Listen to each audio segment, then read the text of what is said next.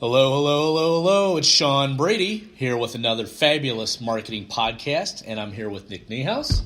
Nick, how you doing today? I'm doing great. Thanks for having me, Sean. And you have the company Connect Marketing. I do, yep. And it's you and Vanessa, so give a shout out.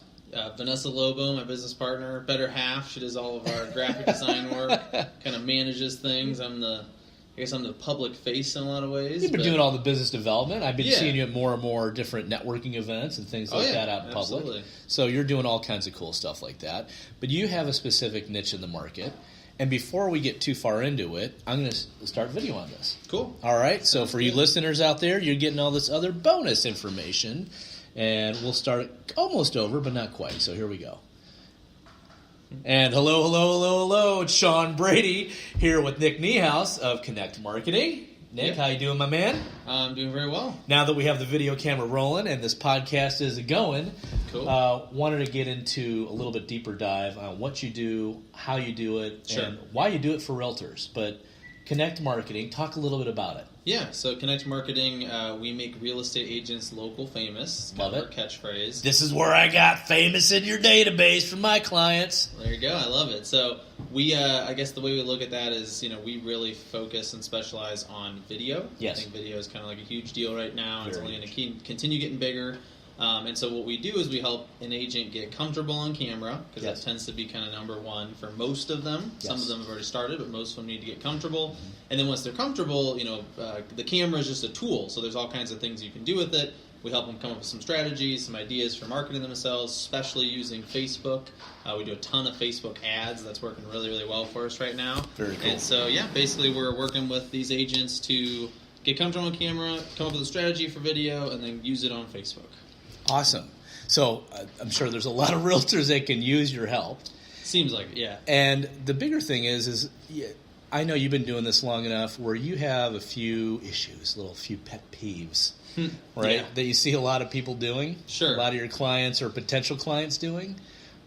What are some of those things that you could share with the audience? And this is going out to people around the planet. So Sure. we may never see them in our backyard of St. Louis, but what are things that they could be or probably should be doing that would make a huge difference for their marketing business? Sure. So I think a lot of marketers would probably say similar things, because this probably applies to any industry. But number one would be consistency. And I think that is just completely across the board messed up by a lot of small businesses in general, but real estate agents as well. Sure. And what I mean by that is that marketing generally works because you're giving people a chance to get to know you before they commit to working with you, right? Yes. And then I have a lot of small businesses that they tend to have an attitude that's kind of the opposite. So they think, hey, I sent flyers out once or twice. I didn't get a bunch of calls, so I'm not going to send any more flyers out, right? Right. Or I did a bunch of mail. I sent out 2 rounds of mail, and I only got 1 lead, and I stopped doing it. And I try to make the analogy, yeah, it's like... Don't do that! Right? It's like going on a single date and expecting a proposal right afterwards, right? Right. Like, you got to give people a chance to get to know you. And so, they spend money on this one thing for 2 months, doesn't work, quote unquote, right? Then they go to the next thing for 2 more months, that doesn't work. And they just keep blowing through money and burning money when they should have just kept doing the first thing. And I don't know what the numbers would be, but I would say that in a lot of cases, and probably even the majority, if they were to just stick with it, in the long term they would see a decent ROI, right? So I think that's probably number one in terms of pet peeves, is just people giving up on things before they've had enough time to really work. And is there how much time is the right time? Because I know that comes up a lot too. It's like, Sure. How much time is a long time? A year, 4 years, 3 years, what? Yeah, I think reasonably within 6 months, if something hasn't started to show a healthy ROI, you can move on from it. I think in most cases, I have not seen people wait 6 months, right? So most of the time when they're complaining, it's something they only did a couple times or for a couple, we call them touches, right? So the rule of thumb used to be you needed 7 touches, and so that means 7 different exposures to your business or your brand for someone to respond or to sign up for something. Right. I really think with digital marketing, that's probably become more like 15 touches, because at least double. Yeah, we see it's over 5,000 advertisements a day. Every time you're scrolling through that Facebook, is crazy. So every couple seconds you're seeing another ad, right? Yeah. Always. On your phone. Everywhere. Everywhere. And now the stuff just pops up automatically. Even if you have your settings set a certain way, it's still going to come up. Absolutely.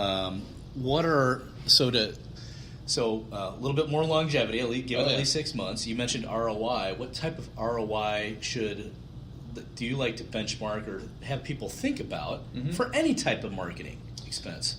So I think the ROI that you're looking for, really depends on what you're doing. I mean, I think shooting for a 5 times or 6 times ROI is kind of a ratio I hear in real estate a lot. But I really think that a part of it that gets overlooked is return on time invested. Yes. And, a lot of small business owners understand time is money. Money is time in a lot of ways. I mean, we're basically exchanging our time for money when we work, right? So there are a lot of things that people do that they might see a nice return on the money they invest, but then they're also putting a bunch of time in. They're not thinking about that, right? So I think that's another important consideration is how much time did you have to put into this? I think that's where video can be really, really powerful. Yes. Because you can measure things like how many hours your video is consumed in total now. I mean, these are things we can track. So looking at it from a perspective of how long did it take me to make this video versus how many minutes of view time I got on it. Everything in marketing now is about attention.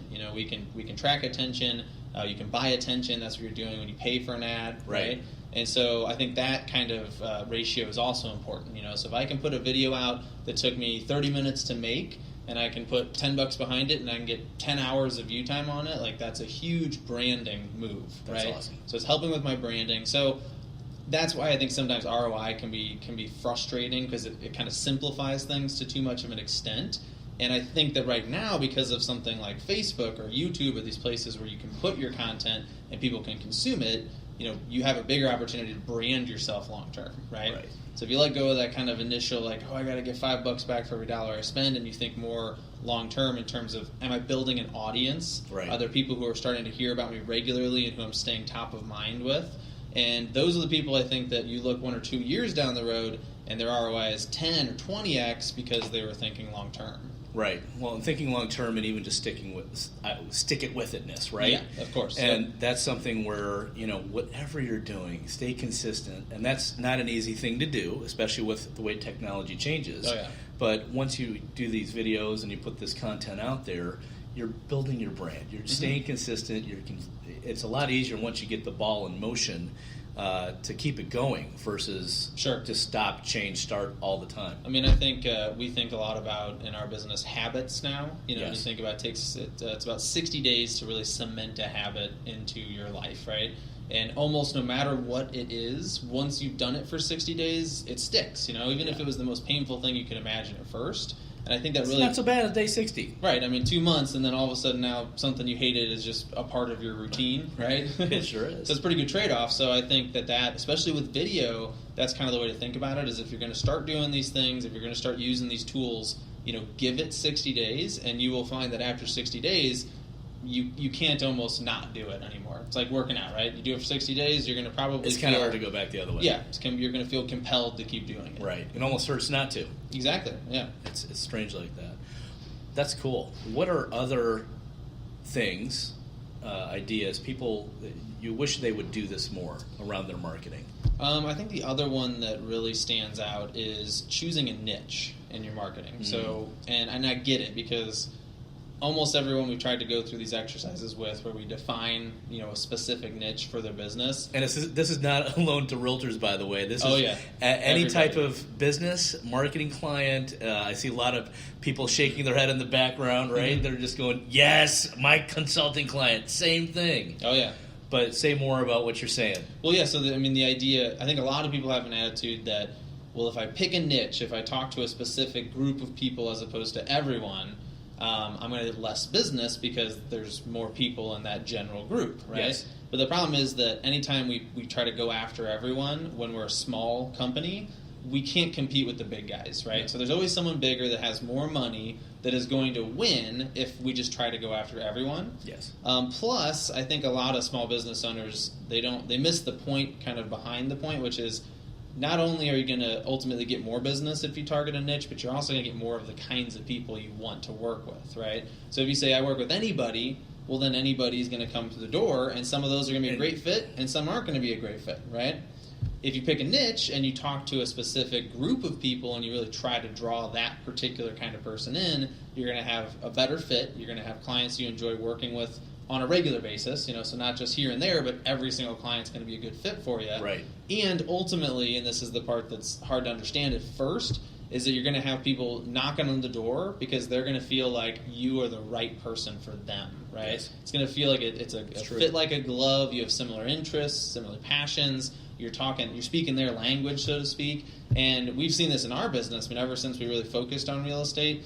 I mean, it's funny because it's not only do we get a lot of real estate agents that are reaching out to us and saying, hey, I need your help, which is not really something that happened to us before about a year ago. And we started really... Well, I remember you guys came here even to Medici, and it was a little bit different pitch. You still knew what you wanted to do marketing-wise. Sure. But it wasn't necessarily as tight on the realtor focus that you on the real estate, yeah. Right. And then the funny kind of additional side effect that we've at least experienced is that we actually have more people from other industries also reaching out to us, right? So there's so few businesses that are communicating this clearly, that are so focused on a niche, that when you do it, you get people even that aren't a part of that niche that are saying, oh, I mean, that resonated. I got the idea that you were really focused, and I appreciate that. Can you help me? So you end up having to say no to some people.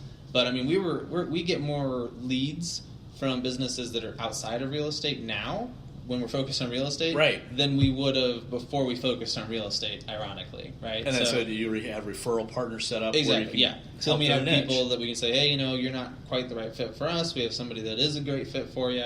And then obviously they appreciate that referral because now they're getting customized service as opposed to just reaching out to a generic marketing company. Yeah, and I have to give a shout out to two people, two ladies. One, Ellen Moore of Super Tight Brand, because she did a webinar last week. She's out in Colorado. Okay. But she helped me with my brand, just get it focused on this niche of people. Good. And it doesn't mean you have to not accept business or take business or refer business. Sure. Especially as a realtor, it's so easy to refer things, right? Mm-hmm. It's like, well, I'm not going to go try and sell for a client here in St. Louis if I'm way out in Chesterfield when I can do it, because that's not the highest and best use of my time. And or it could be, but I don't know if that's the highest and best use of your time. And so what she said was the same thing on brand. And then we had a Medici Marketplace meeting just yesterday, and we had Sherry Wayner. She's been focused on brand and marketing and things like that forever. Sure. And PR, and she said a lot of things very similar. Focus on your brand, get that tighter, then you can maneuver from other ways, and you're a perfect example of that. Sure. You're getting leads from industries that you're not focusing on at all, right, but just because of the exposure, and maybe a realtor gives you a referral that way. It's like, oh yeah, call Nick and Vanessa. Yeah. But you're like, oh well, yeah, you're not a fit for us. Here you go over here. Exactly. And for your clients, realtors, so easy to give that referral to somebody else and take a small piece of the commission structure. Sure. I mean, because for a real estate agent, obviously the more they can refer, the more connected they are to their community, the more referrals they get in return, so that's kind of a no-brainer. So I think, I really think that is something, choosing your niche, focusing on it, focusing on your brand. This is the first time, in my opinion, in kind of human history, that this kind of communication has been available to small businesses, Yes. If you think about video and using video, which is by far the most kind of powerful. Video. Yeah, there you go. Right? And you're doing both audio, video. I love it. Right. Doing a podcast and a video now. Might as well combine them, right? So, and I think that's one, video itself. Sure, big businesses have used TV commercials for decades now. And sure. That's part of how they got dominant and stayed dominant, right? They're constantly top of mind. Yes. And that's how they do it. And I think that this is now, the playing field's really been leveled by the fact that we all walk around with an HD camera in our pocket, right? Yes. And so we're in a phase where it is kind of a race, and the first 10% or so of small businesses that really embrace that and start, I get, it's a pet peeve of mine when people in marketing talk about tell your story, because it's such a kind of a generic statement, right? But to use that generic statement, it's like now you can tell your story in a very much easily more, in a much more dynamic way. Yeah, and for free. You can get your phone out, record something, put it on Facebook. It's a couple hundred views, and that doesn't cost you anything. It's a sunk cost. Yeah. So why not use it? Absolutely. So I think you already paid for it. Yeah. Now, you and I talked about some things earlier. We may combine them in the future, but I know that we here at Medici have a live real estate networking event Sure. For realtors. We do that on the second Thursdays, not Tuesdays, second Thursdays of the month, unless there's a holiday, of course. Okay. That's led by Michael Watka, who's a local residential commercial property manager here. Cool. Also does some transactions, but he leads that, and he just wanted to stay networked in a face-to-face type of scenario. Mm-hmm. And you mentioned you offer something similar that we'd love to have come over here to Medici. Sure. But right now, where are you doing it at? So right now it's called the Real Marketing Breakfast, and it happens the first Wednesday of every month from 8 to 9:30 a.m.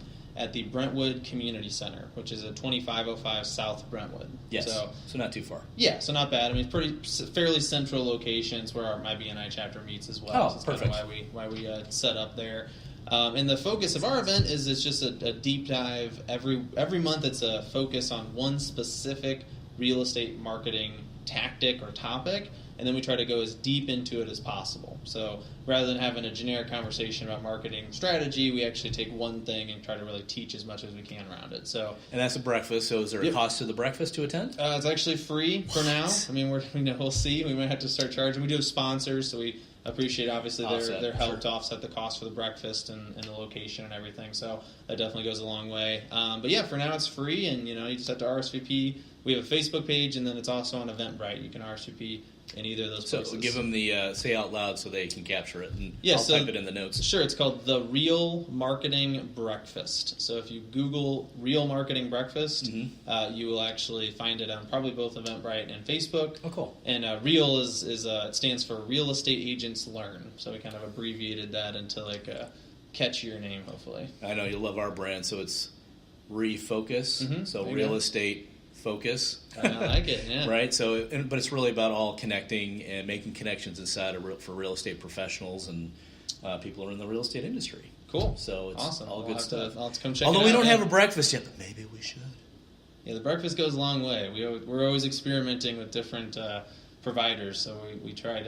You ever heard of kolaches? Yeah. Kolache Factory? Oh, yeah, absolutely. So we had kolaches last time. Those Up were in big Chicago, we called them kolaches. Kolaches. Because, that's how we roll. I like it. But it's Nice. all good.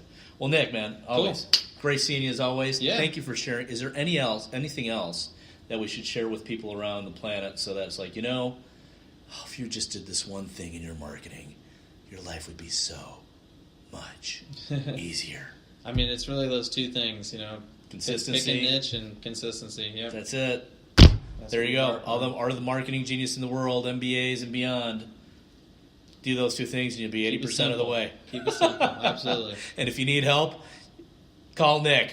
Let me know. Or me. Whatever. We can get in touch with each other. So if we don't see you in person, one, thanks for watching this. And if anything, we'll see you guys and gals on social media. Appreciate you being here. And we're clear on video. And I just want to thank you for the podcast as well. And we'll do this fun little thing. And then here, recorded live in Medici, 2065 Walton Road. But good stuff. Cool. Next time we'll have Vanessa here too. I know. It's good stuff. Very cool. Thanks, my man.